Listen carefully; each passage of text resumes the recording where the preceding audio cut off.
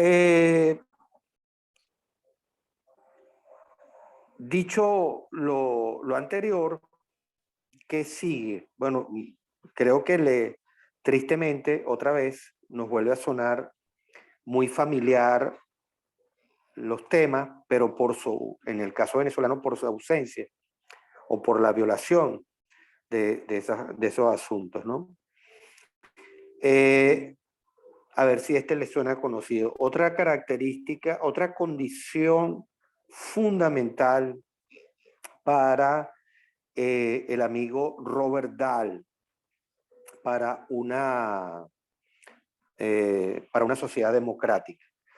Él dice, la inexistencia de un control externo hostil a la democracia en un país.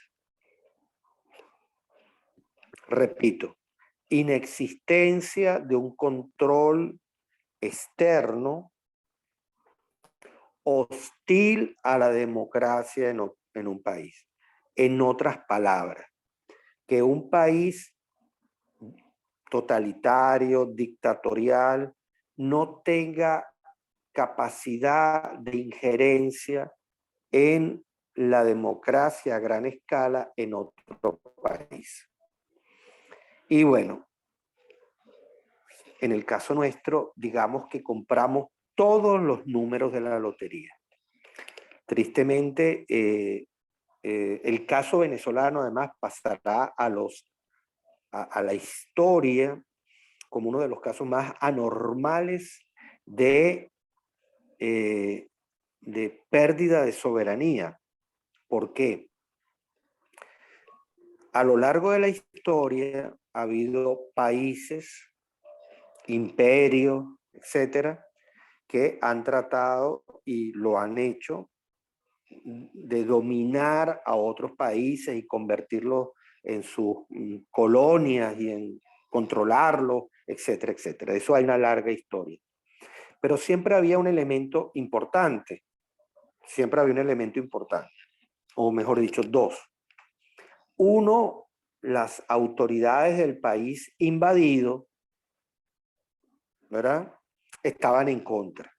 Uno. Dos, el país invasor era un país superior, más poderoso, y en virtud de ello se imponía.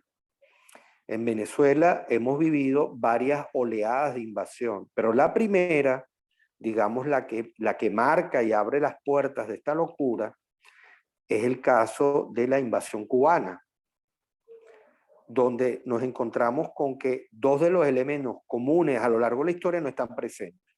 Primero, Cuba, para el año 98, era un país que estaba quebrado. Bueno, Cuba sigue quebrado, pues, ¿ok? Inoperante, incapaz, con menos población que Venezuela. Cuba como país era un país, un desastre, una nulidad. Y ese país se impone a un país que está mucho más avanzado. Ahora puede sonar increíble, pero en el año 98 Venezuela estaba a años luz de Cuba. Y la segunda característica es que las autoridades del país invadido cooperan y facilitan la invasión. O sea, como digo, algo de verdad de locura, de absoluta locura. Y bueno, esa es digamos, la situación que nos encontramos.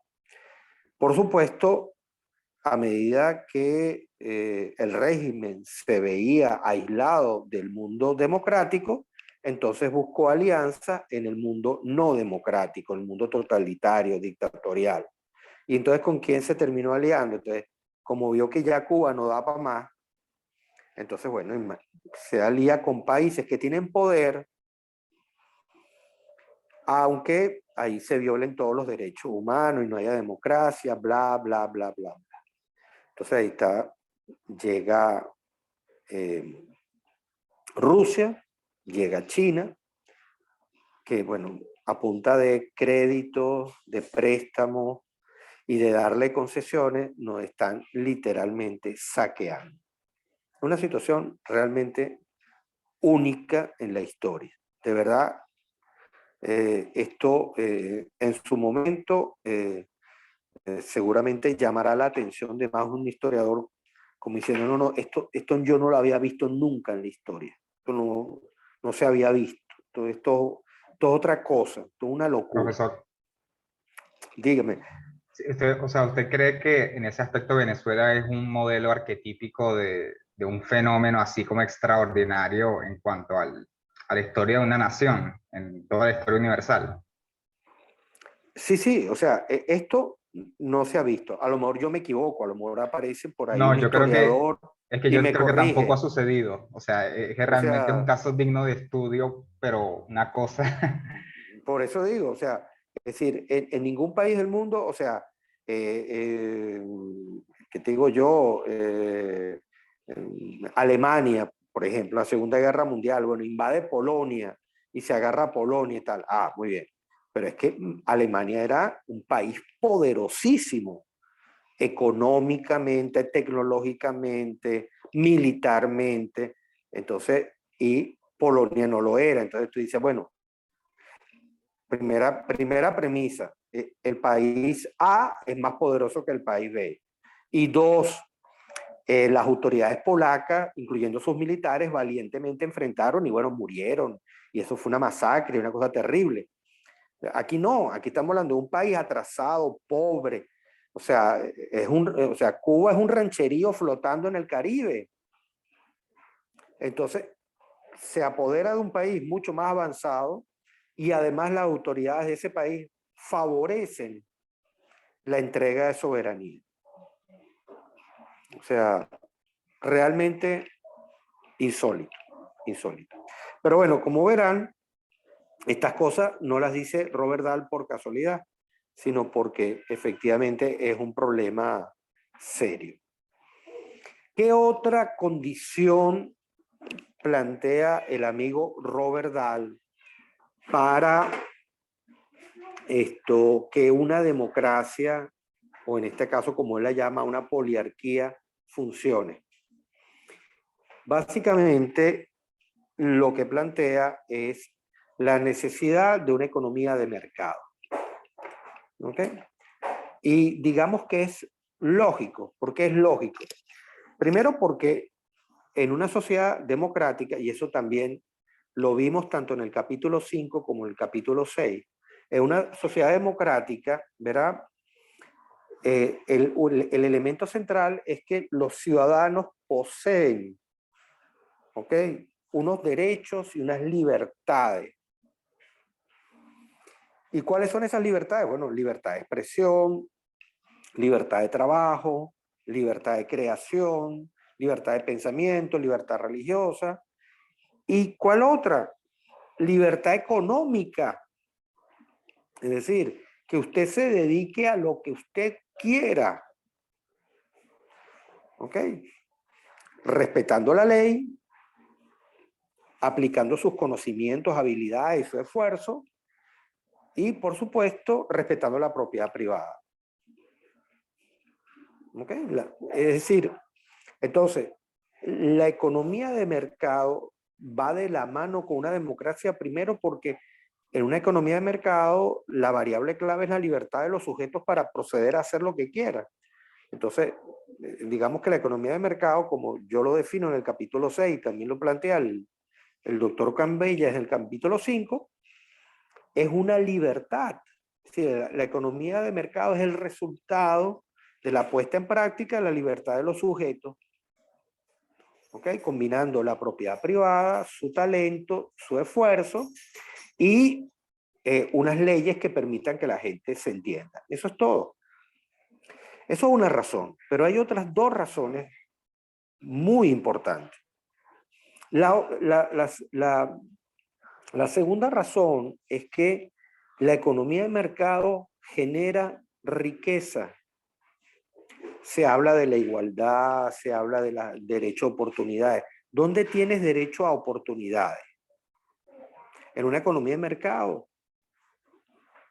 ¿Dónde puede haber, verdad, acceso a la riqueza? Bueno, una sociedad que genere riqueza. O sea, no se puede repartir lo que no se produce.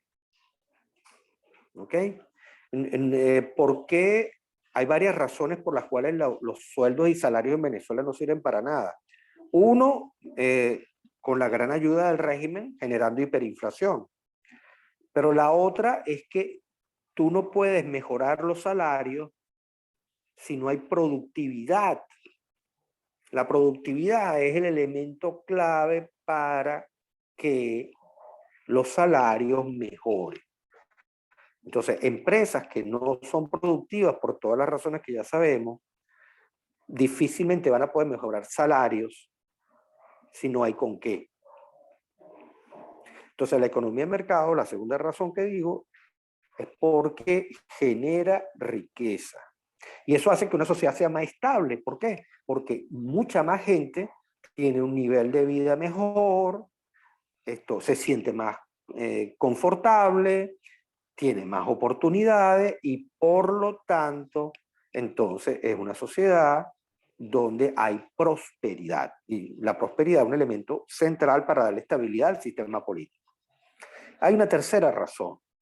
¿Y qué pasa? Es que esas personas que mejoran su condición socioeconómica, en paralelo, también mejoran su condición educativa y cultural.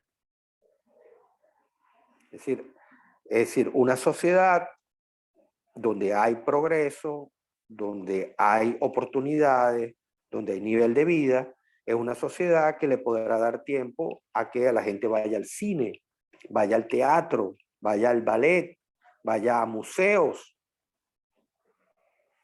para que estudie, para que se supere.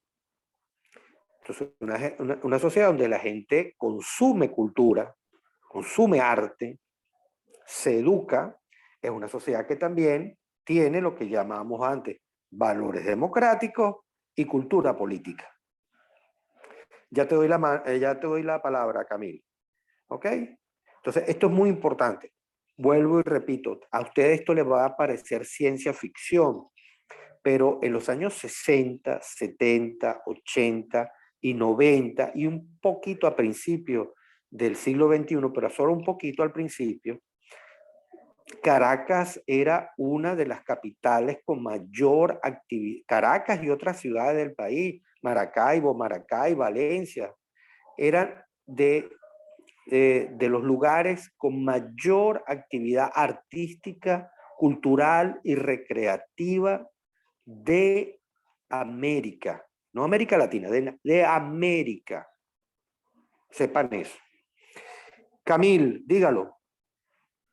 Sí, profesor, yo creo que una de las grandes victorias, bueno, victorias para ellos, ¿no? De este gobierno, es, digamos, la destrucción de la cultura en el sentido de que ha concentrado o ha hecho que la gente se concentre únicamente en trabajar, o bueno, no en trabajar ni siquiera, más que todo en sobrevivir a punta de, algún que otro emprendimiento rebusque, algunos otros 2, 3 trabajos que le den un poco más de capacidad, pero a fin de cuentas, no estamos hablando de un país en el que la gente se dedica a recrearse en cosas en las que les gusta mayoritariamente, sino en cosas en las que le alcanza de vez en cuando. Entonces, eso es también como que muerte de la cultura, ¿no? A nivel nacional. Así es, así es. Otro día que tengamos un poco más de tiempo, yo les puedo contar, o sea, en Caracas teníamos librerías que no tenían nada que envidiarle a librerías de Buenos Aires o de Santiago de Chile o de Bogotá. ¿Ok? O sea, yo llegué a conocer a Borges. ¿Ok? O sea, el gran escritor argentino. Yo lo llegué a conocer en una librería famosa que había en el Centro Comercial Chacaíto. Yo lo llegué a conocer, o sea, estaba ahí, el tipo firmando libros. Y no fue el único, pues. O sea, aquí a Venezuela llegaban grandes escritores. Entonces, elemento se debe a qué? A que era una sociedad rica, una sociedad que entonces que además de dedicarse al trabajo, podía dedicarse al arte, a la literatura, etc. Por ahí tiene la mano levantada el amigo Ángel.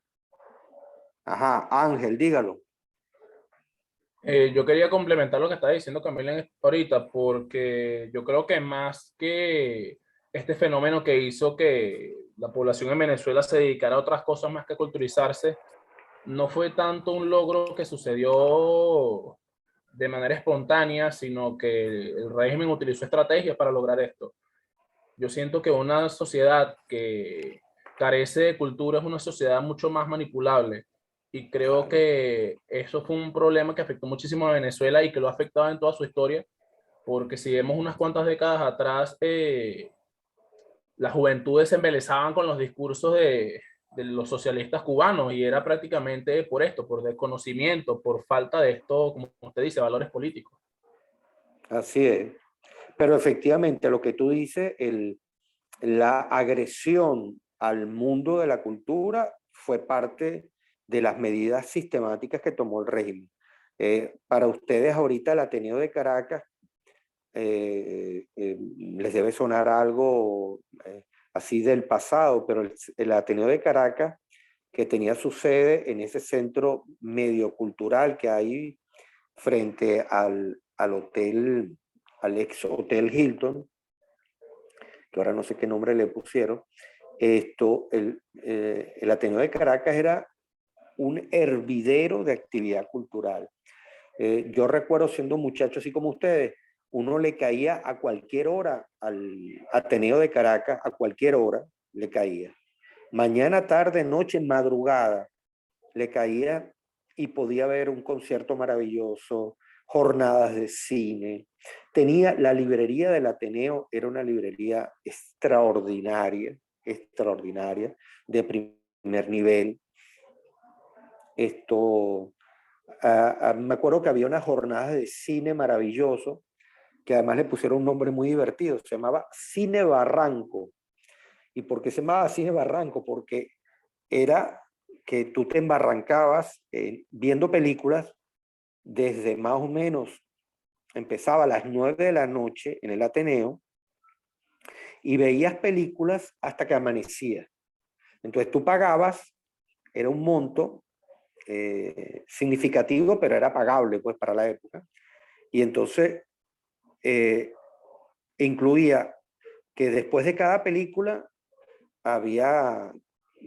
tenías derecho a cerveza, sándwiches, frutas, postres, o sea, y café durante toda la noche.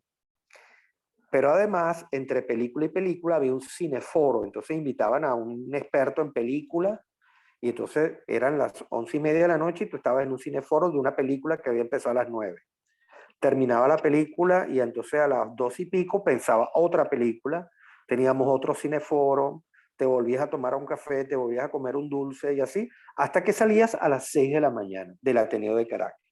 Una maravilla. Salías a las 6 de la tarde y entonces te ibas a alguna de las areperas de la Candelaria tranquilamente a desayunar. Bueno, esa Caracas existió. Esa Caracas fue posible. Y como decía aquel amigo Ángel, bueno, eso es una sociedad más civilizada, pues, gente que compartía películas, que hablaba de libros, etcétera, etcétera. Bueno, esto en línea con lo que veníamos hablando, para cerrar en estos planteamientos que hace el amigo Dahl, él dice que hay un elemento muy importante como condición social para que funcione la democracia, que haya lo que él llama un débil pluralismo subcultural. Wow, ¿y eso qué es? Bueno, que él entiende que en estas democracias a gran escala en el mundo, como parte precisamente del ejercicio de la libertad, de los derechos humanos, bueno, la gente puede pertenecer a tal o cual religión o no pertenecer a ninguna, o provenir de una familia que viene de tal o cual país. que pertenece a tal o cual subcultura, pero que esa subcultura, ese pluralismo subcultural, sea débil. ¿Qué quiere decir débil? Que no se convierta en una seña de identidad y de exclusión y de diferencia. Digamos que en el caso venezolano, teníamos que tener alguna, nosotros tenemos esa fortaleza. Es decir, a Venezuela llegaron personas de muy diferentes culturas, pero todas se integraron en la cultura criolla, aunque la gente podía mantener sus costumbres, su identidad, pero esa identidad no te hacía diferente, ni era motivo de conflicto. Es decir, los que hemos vivido en este país en las últimas décadas, bueno, o sea, ¿quién no tiene, no conoce o ha tenido un amigo, familiar, amigo, novia, de hijo de italianos o de portugueses o de alemanes o de judíos, ¿ok? Chinos, libaneses, turcos? En Venezuela tenemos, pero además en el caso venezolano no solo hubo emigración externa, sino interna. A ustedes les puede parecer insólito, pero en los años 40, eso de conocer a un llanero, si tú vivías en la zona central, pues eso no era muy común. Entonces, a Venezuela vinieron a llegar venezolanos que venían de los Andes, que venían de los llanos, que venían a las grandes ciudades, Maracay, Valencia, Puerto La Cruz, por supuesto Caracas. Pero además, después vinieron oleadas de otros inmigrantes, colombianos, ecuatorianos, peruanos, y en ningún caso, en ningún momento, a lo largo de ese tiempo, tuvimos problemas de xenofobia, como lamentablemente ahora muchos venezolanos sí se lo encuentran en esos países. Pero en el caso venezolano, digamos, una característica cultural de nuestra identidad, que a mí me parece que es muy valiosa, es nuestra inmensa capacidad de absorber, de integrar lo diferente. Y en ese sentido Venezuela tiene esa fortaleza, que a mí me parece muy importante. Ustedes no tienen edad, pero cuando esta tragedia empezó con el chavismo, recuerdo que desde, no del PSUV, antes de que fuera el PSUV, cuando era Polo Patriótico, ellos en las calles comenzaron a repartir volantes y a hacer toda una campaña para generar un enfrentamiento con los portugueses, con los italianos y con los españoles, ya fueran españoles, portugueses o italianos nacidos allá o hijos de estos. Y esa campaña no tuvo ninguna resonancia, precisamente porque iba a contracorriente de lo que somos en gran medida. Pero digamos que esto es importante. Él lo plantea porque efectivamente hay países donde esto sí es un problema. Es decir, las colonias islámicas que hacen vida en Francia, en Italia, en España, en Inglaterra, en Holanda, Bélgica, realmente hay un problema de integración política y de integración social severo. Un problema muy, muy, muy grave. En Estados Unidos quizá no tanto, porque Estados Unidos también tiene una tendencia a crear, ¿verdad? El famoso melting pot, ¿no? O sea, el famoso caldero imaginario donde se integran las culturas y hay toda una política institucional distinta. Pero en países europeos, este problema que plantea Robert Dahl es muy, muy, muy delicado, muy difícil. ¿Alguna pregunta?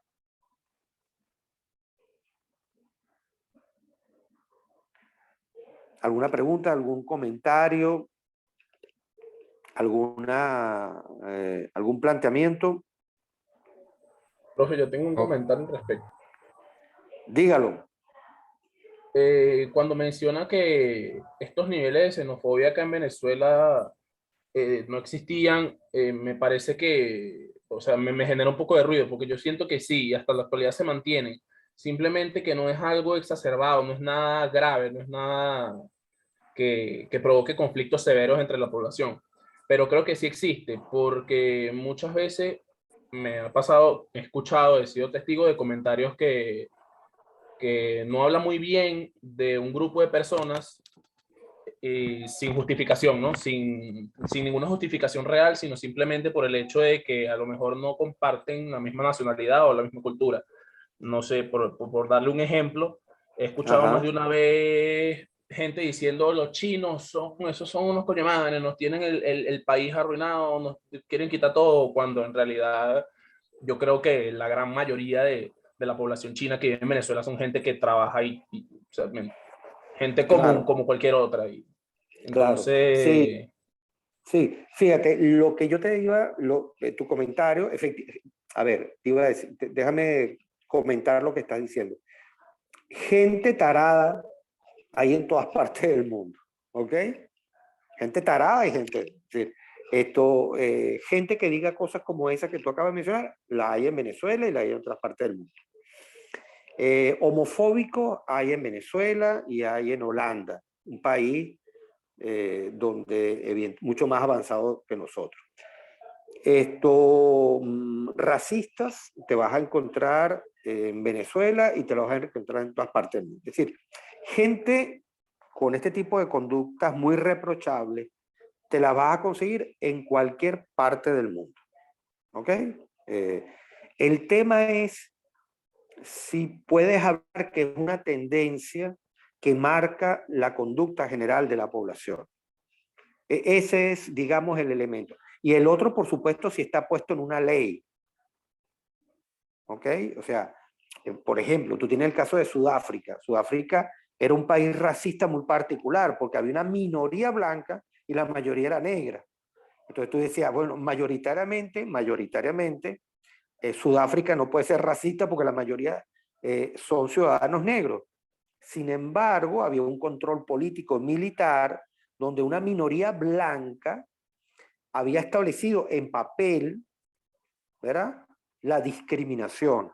O como ocurrió en algún momento en Estados Unidos, en algunos estados del sur, donde había segregación por ley, o sea, escrito, había unas normas que decían, si usted es negro no puede entrar aquí, y si usted es blanco no puede entrar aquí, o sea, ¿ok? Digamos que en Venezuela no tenemos eso, y sí efectivamente hay gente ignorante, pero digamos que eso no es la marca de fábrica. Efectivamente, los chinos, uno dice, los chinos nos están echando una buena vaina en Venezuela, pero no son los chinos como nacionalidad, sino los miembros del Partido Comunista Chino. Eso sí, igual con los rusos. ¿Sabes? No, los rusos. O sea, por cierto, en Venezuela tuvimos muchos emigrantes rusos, precisamente escapando del horror de la Segunda Guerra Mundial. Aquí no estamos hablando de eso, aquí estamos hablando del grupo mafioso que maneja Putin en Rusia, que es otra cosa. Entonces yo diría que en general, efectivamente tú te puedes conseguir, pero en general como sociedad, no es una sociedad que esté enferma, que eso sea como una marca, sino que sí, que puedes conseguirte gente tarada que hace esos comentarios. Todo igual. Igual, o sea, en estos días me conseguí un vecino que me dice, no, es que los americanos están esperando para invadirnos. Pero coño, ¿para invadirnos para qué? ¿Qué van a invadir aquí? Y además yo le dije, hay una invasión iraní, hay una cubana, hay una rusa y una china. Y te preocupas por la americana. Entonces, antinorteamericanos hay en Estados Unidos, en Venezuela, pero digamos que no son la marca, lo que marca la tendencia de una sociedad. Pero estoy de acuerdo contigo, tarados los hay en cualquier parte. Pero una cosa es que tú digas que una sociedad, como te digo, es racista y otra que en esa sociedad pueda vivir gente que es racista, que son cosas distintas. Bueno, no sé si tienen alguna otra pregunta, algún otro comentario. Profe, yo tengo una pregunta, pero es más que todo de organización. Dígalo. En la condición número 2, usted habló de que priven los valores democráticos y que haya cultura Cultura política. política. Ajá, esa es una sola Ajá. condición, ¿verdad? ¿O son dos Sí, es una distintas? sola. No, bueno, lo puedes ver de manera distinta. Yo las mencioné juntas, pero digamos, las puedes mencionar por separado. No hay problema con eso. Ah, perfecto, listo, gracias. Ok. Bueno, bueno, creo que ya lo que tenía que decirles ya se los dije. Y, quería comentarles o a insistirles, ya se lo he dicho en otras ocasiones, el tema de que alguno de ustedes me ha hecho preguntas sobre el libro de Rangel, algunos, pero me parece que no ha habido muchas preguntas considerando que ese es un libro complejo, que trae mucha información y que además es un libro muy polémico. Entonces, hay dos opciones: lo están leyendo, pero no se atreven a hacer las preguntas o lo quieren dejar para después, o peor aún, no lo están leyendo. Entonces, por favor, los alerto, les imploro, estoy dispuesto a caminar de rodillas las escalinatas que llegan hasta la iglesia, como hacen los mexicanos, donde está la Virgen de Guadalupe, llegar de rodillas, con las rodillas sangrando, si es necesario, pero por favor, pónganse a leer ese libro. ¿Ok? Léanlo, estudienlo y por favor pregunten. ¿Ok? Siéntanse en completa libertad de escribirme, de dejarme un voice en el grupo, porque es muy importante. Camil dice que lo empezó, pero no lo ha podido continuar. Ok, vayan leyéndolo a su ritmo, pero recuerden que regresando de vacaciones vamos a tener 2 evaluaciones.